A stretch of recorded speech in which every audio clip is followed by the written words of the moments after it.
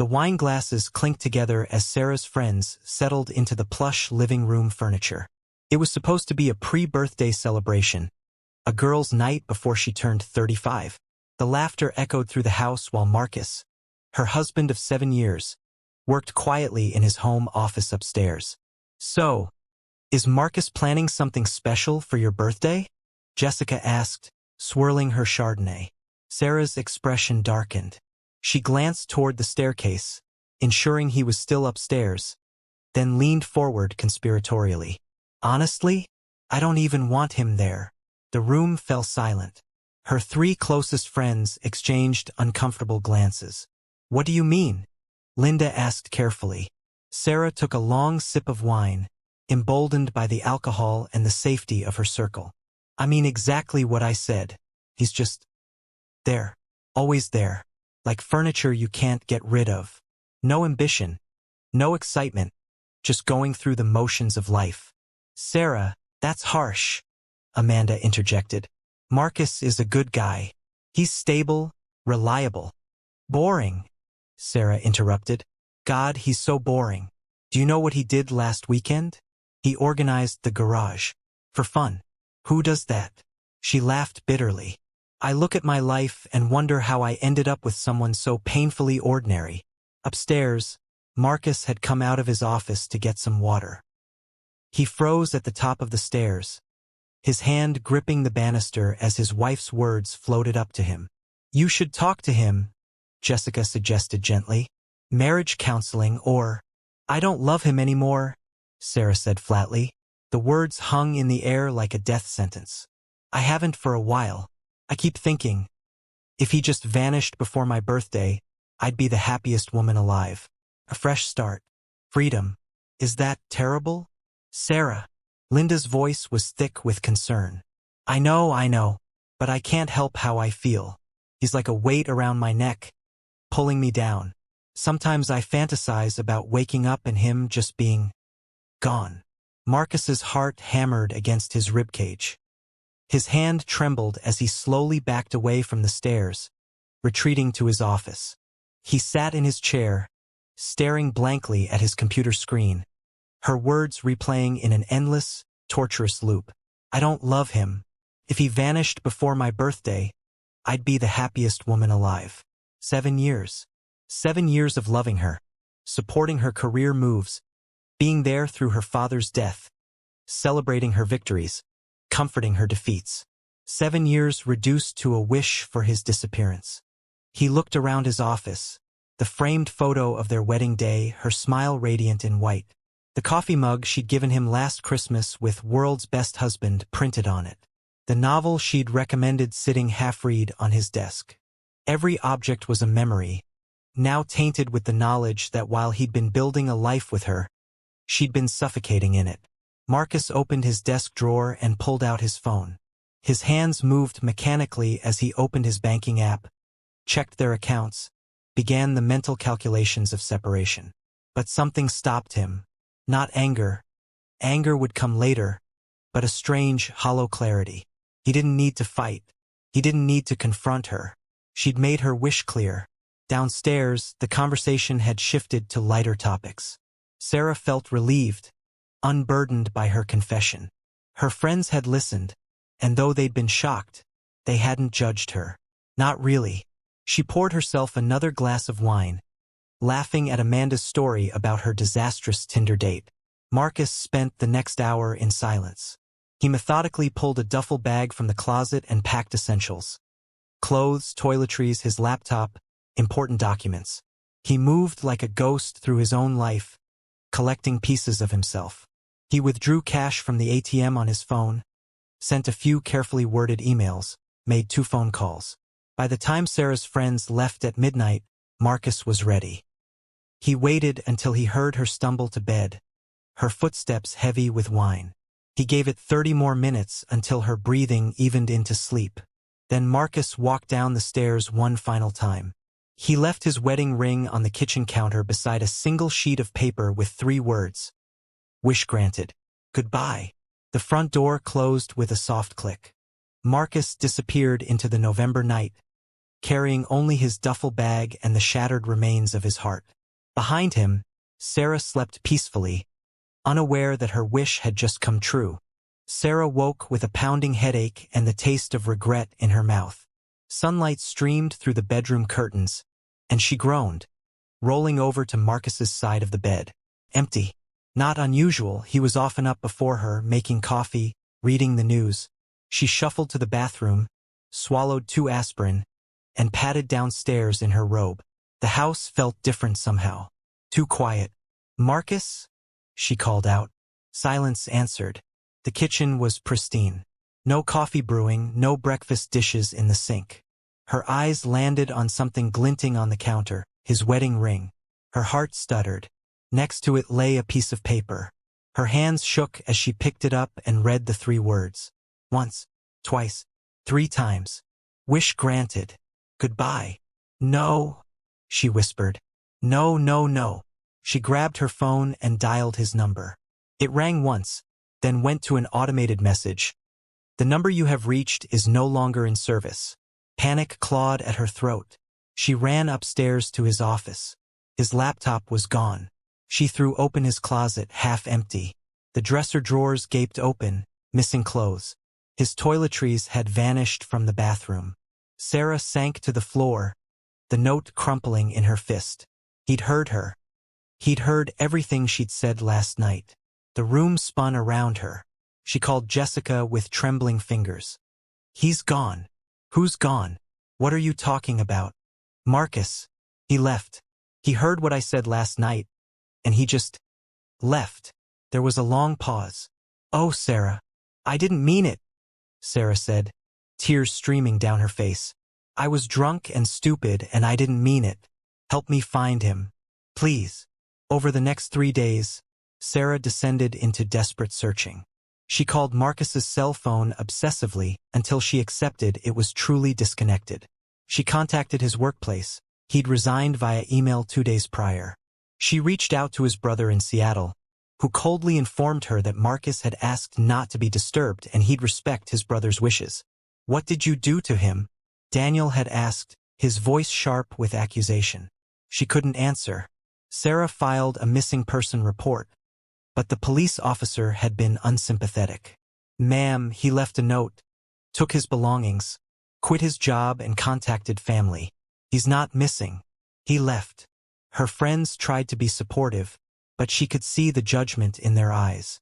Linda had been the most direct. You said you wanted him gone, Sarah. You got what you wanted.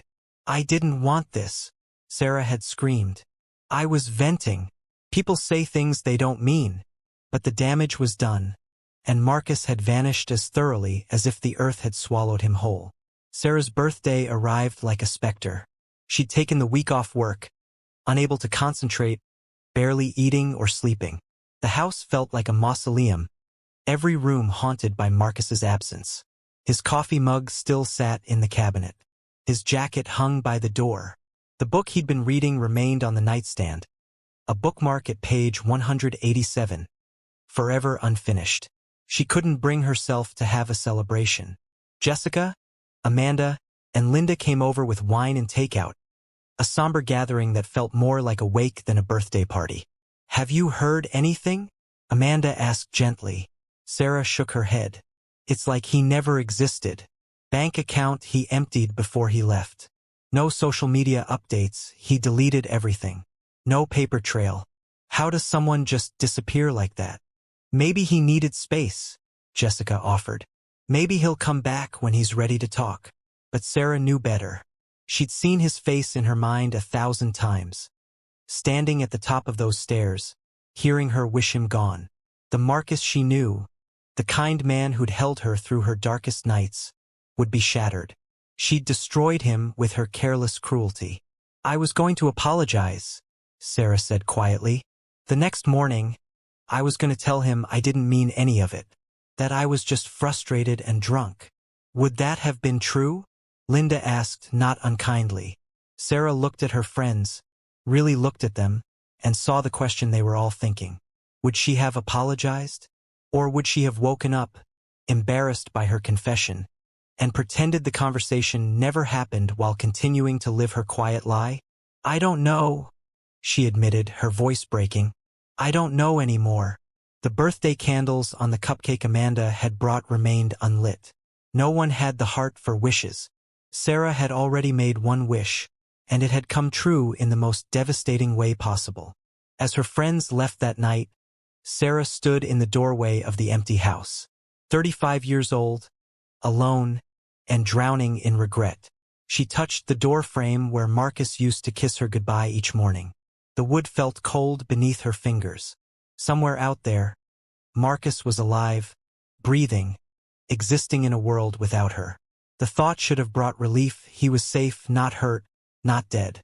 But instead, it brought only a crushing weight of loss. She'd had a good man, and she'd wished him away. 6 weeks had passed since Marcus disappeared. Sarah had stopped looking, stopped calling, stopped hoping. She went through the motions of life: work, home, sleep, repeat. Her friends checked in less frequently, their sympathy exhausted by her refusal to move forward. "You need to accept that he's not coming back," Jessica had said last week. "Start the divorce proceedings. Sell the house. Move on." But how could she move on when every moment was consumed by the memory of what she'd destroyed? It was a frigid January afternoon when Sarah sat in her living room, mindlessly scrolling through her phone. The local news played on the television in the background, a habit she developed to fill the silence. "Incredible act of heroism on the Riverside Bridge today," the anchor's voice cut through her fog. "A local man risked his life to save a woman attempting to take her own life." We go now to Jennifer Park, live at the scene. Sarah glanced at the television without real interest. Then she froze. The camera panned across the bridge, showing emergency vehicles and a small crowd. But it was the man wrapped in an emergency blanket, talking to paramedics, that made Sarah's heart stop. Marcus. The remote control clattered to the floor. She lunged for the television, turning up the volume with shaking hands. Identified as Marcus Chen, a volunteer with the Crisis Prevention Hotline, the reporter was saying, "Witnesses say Mr. Chan was doing his routine patrol of known crisis locations when he encountered 23-year-old Emma Rodriguez on the bridge railing." The camera zoomed in. It was definitely Marcus. His hair was longer, his face thinner, but it was unmistakably him. He looked exhausted but alert as he spoke to a police officer. According to witnesses, Mr. Chan spent 45 minutes talking with Ms. Rodriguez before she agreed to step down from the railing. However, as she was climbing back over, she slipped. Without hesitation, Mr. Chan grabbed her and held on, dangling partially over the bridge himself until emergency responders could reach them. Sarah's hands covered her mouth. The screen showed photos. Marcus's arm extended over the railing, gripping a young woman's hand. The drop below was at least 50 feet to the icy river. Both Mr. Chan and Ms. Rodriguez were treated at the scene for minor injuries. Ms. Rodriguez has been transported to Regional Medical Center for evaluation. Mr. Chan, who declined further medical attention, had this to say. The camera cut to a clip of Marcus earlier in the day. He looked directly at the camera, and Sarah felt as if he were looking directly at her. "I was just doing what anyone should do," Marcus said, his voice hoarse. "When you see someone in pain, you don't walk away. You hold on. Even when it's hard. Even when you're scared. You hold on." Sarah's vision blurred with tears. The reporter continued, "Mr. Chan has been volunteering with the Crisis Prevention Hotline for 5 weeks, conducting nightly patrols of high-risk locations. According to the organization's director, he's already talked down 3 other individuals in crisis situations, though this is the first time he's had to physically intervene." Her phone began buzzing. Text messages flooded in. "Linda, Sarah, are you watching the news?" Jessica, "Oh my God, that's Marcus." Amanda, "He's a hero." Sarah, "He's a literal hero." Then, a message from an unknown number. "Your husband is all over the news. Thought you should know." Daniel, Marcus's brother. Of course he'd seen it too. Sarah couldn't move. She watched as the news segment continued, showing interviews with witnesses. "He was so calm," an elderly man said. "That young lady was crying. saying nobody cared, and this man just kept talking to her, gentle as could be. Told her that pain is temporary but death is permanent. That somewhere, someone loved her and was waiting for her to come home. A woman with tears in her eyes spoke next. When she slipped, I screamed. I thought they'd both go over. But he held on. His face was so determined. He wasn't going to let her fall. He nearly died holding on to her. The segment ended with information about the crisis prevention hotline and mental health resources. Then the anchors moved on to the next story, but Sarah remained frozen, staring at the screen. Marcus had been here in the same city for 6 weeks. While she'd been wallowing in self-pity, he'd been saving lives. While she'd been trapped in regret, he'd been giving other people reasons to live. The man she'd called boring, ordinary, had become extraordinary. Her phone rang. "Jessica, did you see?" her friend asked. "I saw." "Sarah." Jessica's voice was thick with emotion. "You lost a good man."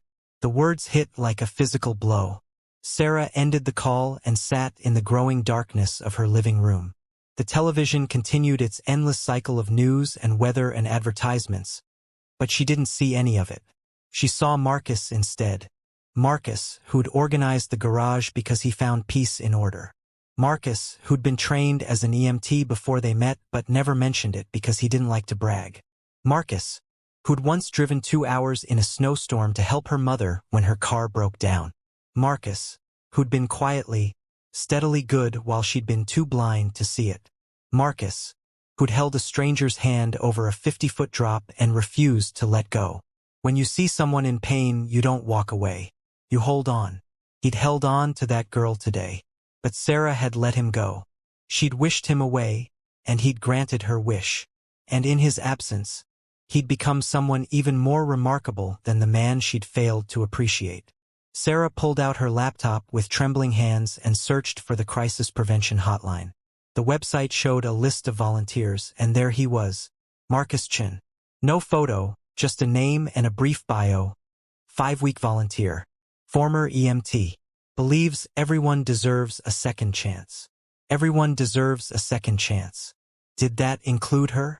Sarah stared at her phone, at the messages from friends, at the note Marcus had left that she'd kept in her wallet.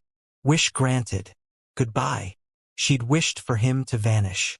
He had, but he hadn't disappeared to hurt her or punish her. He'd disappeared to save himself and ended up saving others. The question that burned in her mind as she sat alone in the dark was simple and terrible. If she found him now, what would she even say? And more importantly, did she have any right to say anything at all? The video went viral overnight. By morning, Bridge hero Marcus Chan was trending on social media. News outlets across the country picked up the story. Someone had filmed the rescue on their phone, and the footage was everywhere. Marcus, leaning over the railing, his arm extended, face strained with effort as he held Emma Rodriguez's hand. 40 seconds of raw humanity that the internet couldn't stop watching. Sarah watched it on repeat, torturing herself with each viewing. The comments section filled with praise. This man is a real hero. Faith in humanity restored. The world needs more people like Marcus Chin. By day 3, the story had evolved. News outlets dug deeper, interviewing Marcus's colleagues at the Crisis Prevention Hotline. The organization's director, an older woman named Patricia Gonzalez, spoke glowingly of him. Marcus came to us 6 weeks ago, she told Channel 7 News. He said he'd recently gone through something difficult and wanted to turn his pain into purpose. He trained intensively, studied crisis intervention techniques, and volunteered for the overnight shifts that most people avoid. He walks the bridges and known crisis spots from midnight to dawn, just being present, just offering hope. Sarah felt sick. While she'd been sleeping in their bed, Marcus had been walking bridges in the freezing night, looking for people in pain. The reporter pressed further. Do you know what difficulty he went through?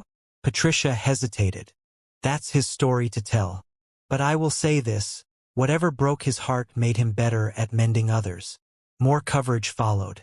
The Today Show interviewed Emma Rodriguez from the hospital, her arm in a sling, her eyes red from crying. I was going to jump, she said simply. I'd planned it for weeks. But then this man appeared, like an angel. He didn't try to grab me right away or call for help. He just talked to me, asked me about my life, my family, my dreams. He told me about his own pain, how he'd recently lost everything that mattered to him, but was choosing to keep living anyway. The interviewer leaned forward. What did he say exactly?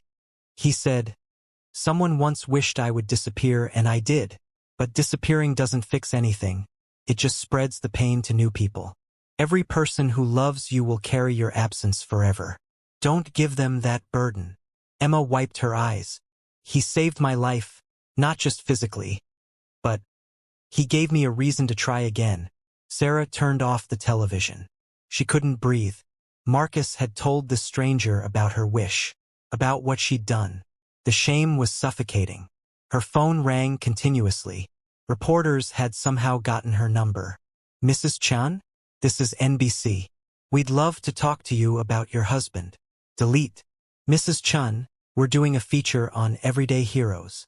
Delete. Mrs. Chun.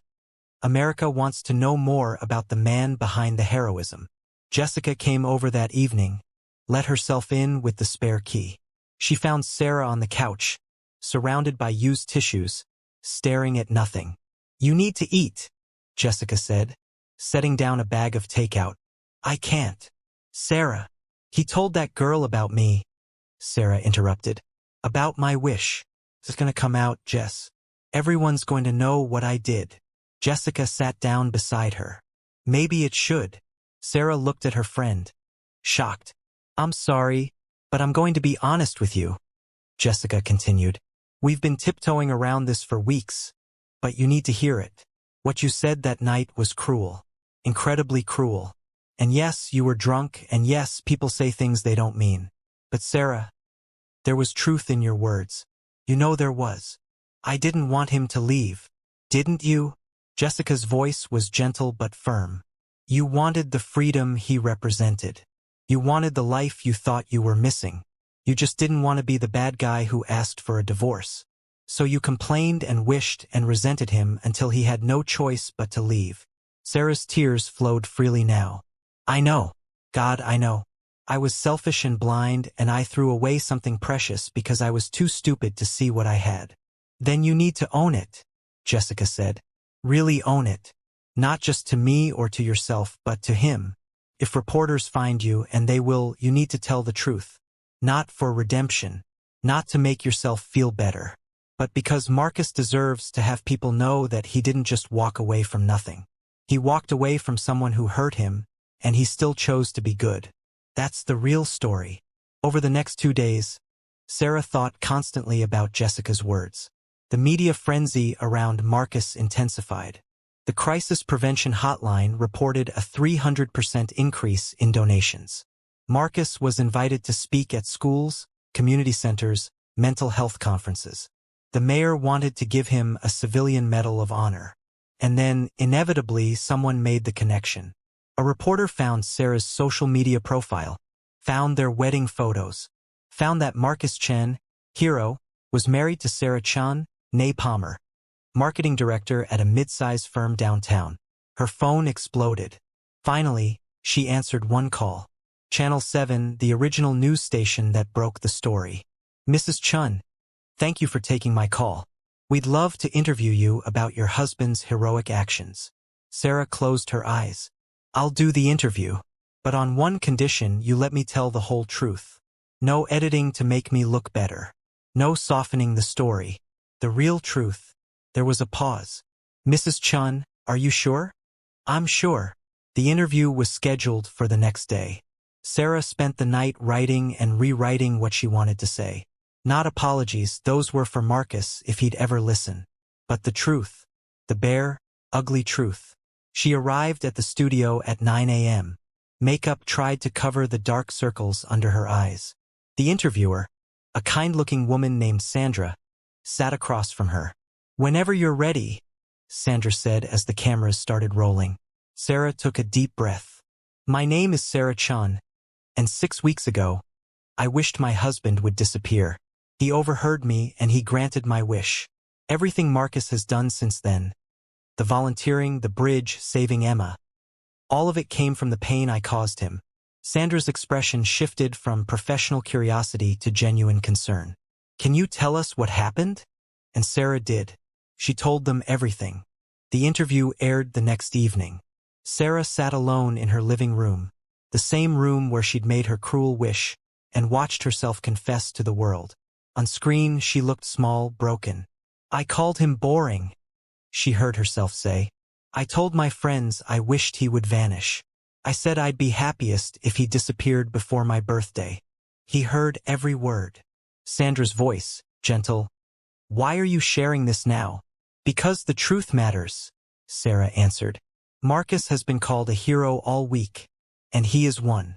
But I need people to understand what kind of hero he really is. He didn't just save Emma Rodriguez. He saved himself. I destroyed him, and instead of becoming bitter or angry or destructive, he chose to turn his pain into purpose. That's not just heroism. That's grace. The interview went on for 20 minutes. Sarah held nothing back. She talked about taking Marcus for granted, about being so focused on what she didn't have that she couldn't see what she did. She talked about the night he left, the weeks of searching, the moment she saw him on the bridge. Do you want him back? Sandra asked. Sarah shook her head slowly. What I want doesn't matter anymore. I had 7 years with an extraordinary man, and I spent them wishing for something different. I don't deserve a second chance. But I hope, her voice cracked, I hope he knows that I finally see him, really see him. And I'm so sorry. The final question. If Marcus is watching this, what would you say to him?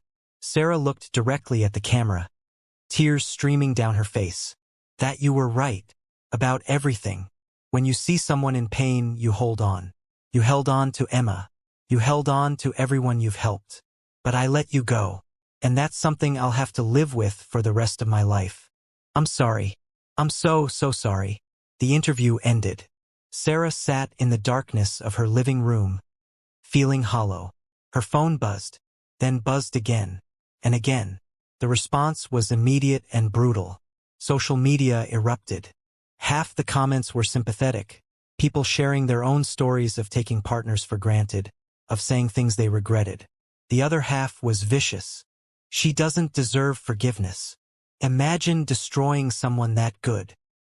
He should never take her back. Sarah read every comment, accepting each one like a penance. Jessica called, worried.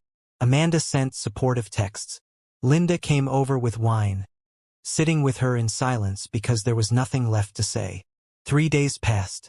Sarah went to work, came home, existed. The media moved on to the next story.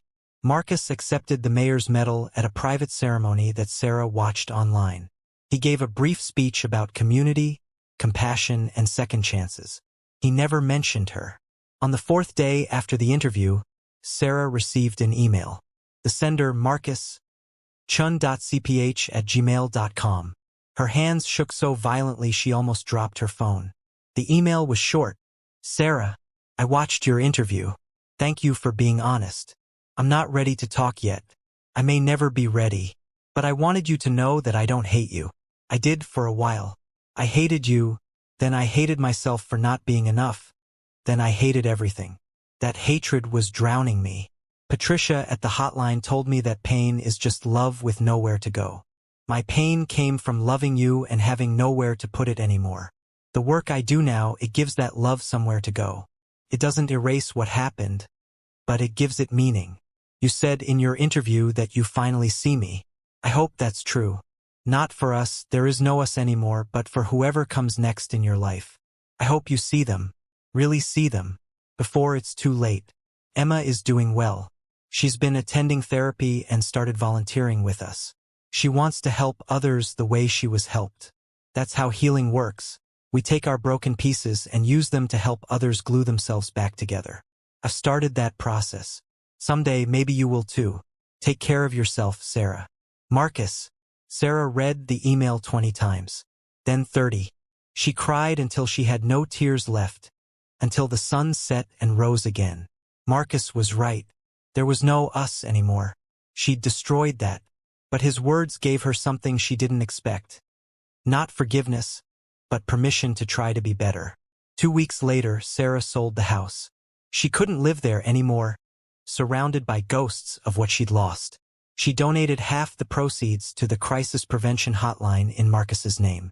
The other half went to mental health organizations. She started therapy. Real therapy, not just for grief but for the selfishness and dissatisfaction that had rotted her from the inside. It was painful confronting who she'd been. But slowly, session by session, she began to understand. 6 months after Marcus left, Sarah volunteered at a women's shelter. She started small, organizing donations, serving meals. The work was humbling, and that was exactly what she needed. One evening, while sorting clothes, she met a woman named Rita whose husband had walked out without warning. Rita was angry, bitter, blaming him for abandoning their family. Sarah listened quietly. Then she said, "Can I tell you a story?" She told Rita everything. The wish, the departure, the bridge, the aftermath. "I'm not saying your husband was right to leave," Sarah said carefully. "Every situation is different. But I learned something. Before you blame someone for walking away, make sure you weren't pushing them out the door." Rita was quiet for a long time. Then, "How do you live with it? The guilt." "You don't live with it," Sarah said. "You learn from it. You become someone who would never do that again. And you help others when you can."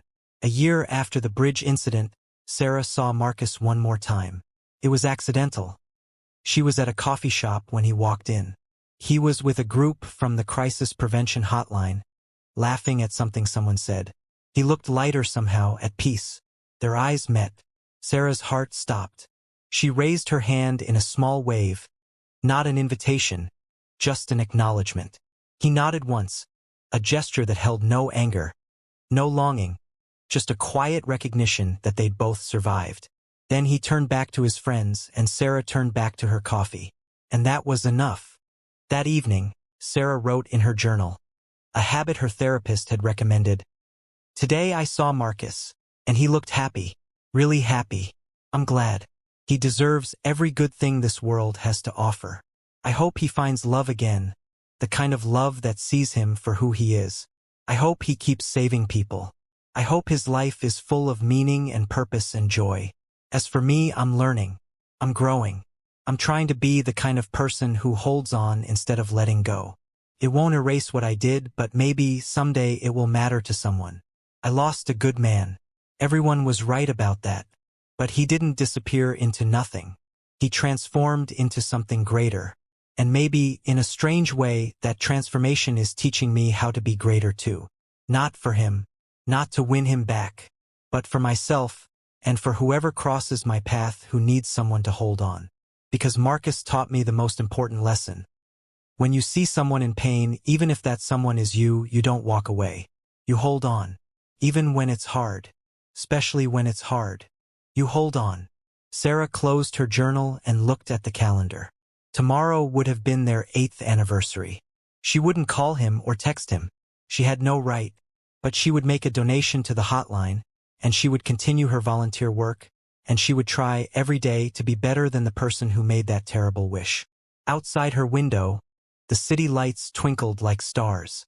Somewhere out there, Marcus was walking his nightly patrol, watching over bridges and broken people, offering hope in the darkness.